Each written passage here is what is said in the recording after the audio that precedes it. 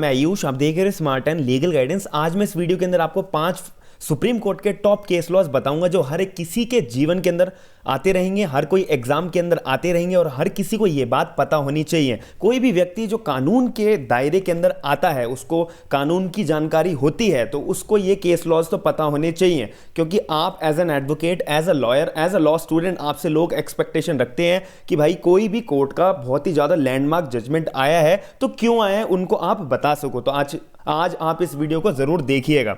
तो सबसे पहला केस लॉ हमारा आता है NALSA versus Union of India के नाम से, जिसके अंदर साफ सुप्रीम कोर्ट ने बोला था कि सोशल मॉरलिटी जो है ना, वो टाइम टू टाइम और एज टू एज, उम्र के हिसाब से चेंज होती रहनी चाहिए। मेन टारगेट जो था सुप्रीम कोर्ट का इस केस लॉ के अंदर जजमेंट देने के तौर पर क्या था, उसमें बोला गया था कि जो ट्रांसजेंडर है ना, ट्रांसजेंडर को जो है एक तीसरा जेंडर का तौर पे भी भाई उसको अधिकार मिलना चाहिए, और ट्रांसजेंडर को जो है रिजर्वेशन भी प्रोवाइड कराओ एजुकेशनल इंस्टीट्यूशन के अंदर। तो NALSA versus Union of India ने सुप्रीम कोर्ट के अंदर ये केस लड़ा था। तो सुप्रीम कोर्ट ने अपना जजमेंट दिया था कि सोशल मॉरलिटी जो है वो टाइम टू टाइम और एज टू एज चेंज होती रहेगी। अब दूसरे केस लॉ के अंदर हम बात करते हैं तो उसके अंदर बोला गया है नाज फाउंडेशन वर्सेस दिल्ली एडमिनिस्ट्रेशन का केस था। बहुत इंपॉर्टेंट है ये भी, 2010 दिल्ली हाईकोर्ट का ये जजमेंट है। इसके अंदर दिल्ली हाईकोर्ट ने साफ साफ बोला था कि भाई आर्टिकल 377 जो है वो अनकॉन्स्टिट्यूशनल है, होमोसेक्सुअलिटी जो है वो अलाउड होनी चाहिए हमारे इंडिया के अंदर, ऐसा दिल्ली हाईकोर्ट ने जजमेंट दिया था और अलाउड कर दिया गया था। कब? 2010 दिल्ली हाईकोर्ट के अंदर ये केस चढ़ा था। सबसे पहले सेक्शन 377 जो आर्टिकल 377 जो है हमारा अनकॉन्स्टिट्यूशनल डिक्लेयर करा गया था दिल्ली हाईकोर्ट की तरफ से। ये बहुत इंपॉर्टेंट बात है, आप सभी लोगों को ये बात याद रखनी होनी पड़ेगी। और दूसरा केस लॉ आता है सुरेश कुमार कौशल वर्सेस नाज फाउंडेशन का है। ये भी AIR 2014 सुप्रीम कोर्ट का केस है। अब इस सुप्रीम कोर्ट ने जो है इसको पलट दिया था। जो हमने भी इससे पहले केस लॉ पढ़ा है नाज फाउंडेशन वाला, 2010 दिल्ली हाईकोर्ट के अंदर अनकॉन्स्टिट्यूशनल जब बताया गया था, यानी कि भाई अब जो आप होमोसेक्सुअलिटी है वो अलाउड कर दी गई थी। अब Suresh Kumar Kaushal versus Naz foundation AIR 2014 जब सुप्रीम कोर्ट का केस आया, सुप्रीम कोर्ट ने इसको बिल्कुल पलट दिया। सुप्रीम कोर्ट ने कहा नहीं भाई, आर्टिकल 377 जो है अनकॉन्स्टिट्यूशनल बिल्कुल नहीं हो सकता, आर्टिकल 377 बिल्कुल सही है, होमोसेक्सुअलिटी हमारे इंडिया के अंदर अलाउड नहीं हो सकती, हम इसको मान्यता नहीं दे सकते, और होमोसेक्सुअलिटी को दोबारा बैन कर दिया गया था सुप्रीम कोर्ट की तरफ से। अब दोबारा एक और बात आई Navtej Singh Johar versus Union of India के अंदर। अब एक और बात दोबारा इसी बात पे, इसी टॉपिक के ऊपर छेड़ी गई। AIR 2018 सुप्रीम कोर्ट का केस आया। अब ये जो सुप्रीम कोर्ट ने है ना, इसने बहुत ज़्यादा ध्यान लगाया इस टॉपिक के ऊपर और एक अच्छा सा जजमेंट दिया। आप इसको थोड़ा सा ध्यान लगाकर समझिएगा।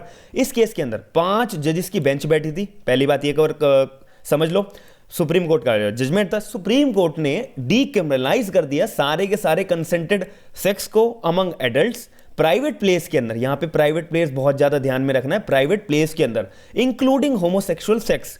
इसके अंदर बोला था 5 जजेस की बेंच, यानी कि 5 ऑनरेबल जजेस बैठे थे पूरे के पूरे कोर्ट रूम के अंदर। उन्होंने बहुत ही ज़्यादा बहस हुई, आपस में बातचीत हुई, आपस में डिस्कशन हुआ कि जो होमोसेक्सुअलिटी है आर्टिकल 377 है उसका क्या करा जाए, उसको बैन करा जाए, अलाउड करा जाए, क्या हमारी सोसाइटी के अंदर वो ठीक रहेगा नहीं रहेगा। तो एंड में 5 जजेस के बेंच ने कंक्लूजन निकाला कि भाई जो भी कंसेंट, मतलब कि दोनों एडल्ट्स के कंसेंट अगर है तो वो सेक्सुअल रिलेशनशिप अपना आपस में बना सकते हैं, भले ही वो सेम जेंडर के हो या फिर डिफरेंट जेंडर के हो। बट हम मेन बात आर्टिकल 377 की कर रहे हैं, सेम जेंडर की कर रहे हैं। तो इसीलिए सुप्रीम कोर्ट ने साफ क्लियर बोल दिया कि भाई प्राइवेट प्लेस के अंदर सेम जेंडर का होमोसेक्सुअल सेक्स बिल्कुल अलाउड है और कोई भी बैन नहीं है हमारे इंडिया के अंदर। ये Navtej Singh Johar versus Union of India की तरफ से बिल्कुल हरी बत्ती सुप्रीम कोर्ट की तरफ से दे दी गई थी और कोई भी तरीके का बैन नहीं रखा था। आर्टिकल 377 को हटा दिया गया था और पूरे इंडिया के अंदर होमोसेक्सुअल सेक्स को अलाउड कर दिया गया था और बैन हटा दिया गया था। जो हमने अभी प्रीवियस केस लॉ के अंदर पढ़ा था, सुरेश कुमार कौशल वर्सेस नाज फाउंडेशन के अंदर बैन लगा दिया गया था। फिर दोबारा 4 साल के बाद एक और बात छेड़ी 2018 के अंदर और बैन हट चुका था। साथ ही में एक और बात बोली, Supreme Court has given the preference to the constitutional morality. Supreme Court ने बोला कि भाई हम ना कॉन्स्टिट्यूशनल मोरालिटी को ज़्यादा महत्व देते हैं ओवर सोशल मोरालिटी। इसीलिए जो हमने 2010 का केस लॉ पढ़ा था, ये नास फाउंडेशन वर्सेस दिल्ली एडमिनिस्ट्रेशन वाला केस, जब दिल्ली हाई कोर्ट ने 2010 के अंदर ये जजमेंट बोल दिया था कि होमोसेक्सुअलिटी जो है अलाउड है और आर्टिकल 377 जो है अनकॉन्स्टिट्यूशनल है, फिर 2018 के अंदर सुप्रीम कोर्ट को भी वही बात माननी पड़ी।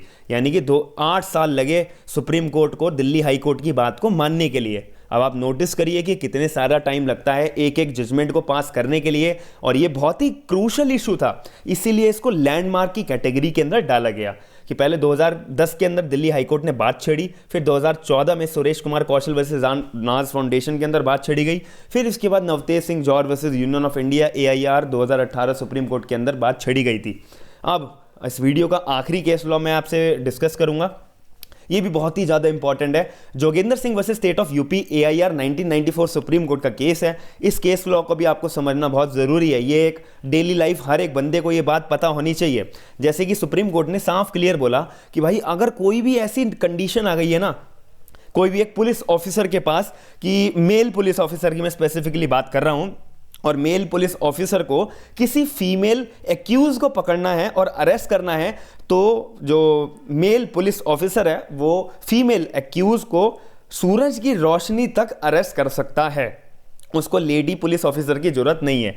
ऐसा कौन से केस लॉ के अंदर कहा गया था? Joginder Singh versus state of UP AIR 1994 supreme Court ने साफ बिल्कुल हरी झंडी दे दी थी इसके अंदर भी कि भाई कोई भी मेल पुलिस ऑफिसर जो है किसी भी फीमेल एक्यूज को दिन उजाले की रोशनी में अरेस्ट कर सकता है।